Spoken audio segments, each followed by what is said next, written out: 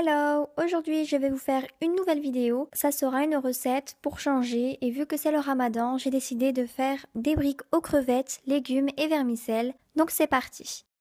Alors pour cette recette, j'ai utilisé comme ingrédients des feuilles de briques, des crevettes, du vermicelle de riz, une carotte, un poivron jaune, du kesbourg, de l'oignon, du basilic, du poivre, du sel, du paprika, du ras el hanout et de l'huile d'olive. Alors je commence par la carotte, donc je les ai épluchées, puis coupées en longueur, puis en dés. Ensuite, je prends la moitié du poivron et je coupe en longueur, puis en petits morceaux également. Je fais la même chose avec l'oignon, le kesbourg et les crevettes.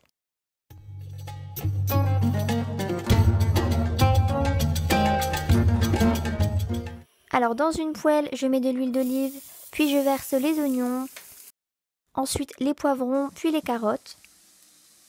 Je mets du sel et du poivre et je laisse cuire 5 minutes. Et ensuite je verse un verre d'eau puis je laisse cuire 10 à 15 minutes pour que les carottes en fait ils soient bien mous.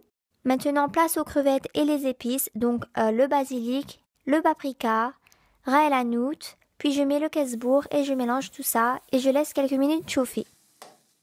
Ensuite, dans une casserole, dans l'eau bouillante, je verse le vermicelle et je laisse 2 minutes. Voilà, le vermicelle est prêt, j'ai plus qu'à le mettre avec ses amis. Donc je les coupe avec des ciseaux et voilà ma farce terminée. Maintenant je prends une feuille de brique, je la coupe en deux, je laisse l'autre moitié donc sur le côté. Donc je plie ma feuille en deux comme ceci et je pose ma farce. Ensuite je prends le bout de la feuille et je plie en enfermant ma farce. Puis je le rabats sur lui-même et le bout qui reste en fait je le rentre dans la petite poche. Mais si ça marche pas trop, utilisez du blanc d'œuf pour le coller.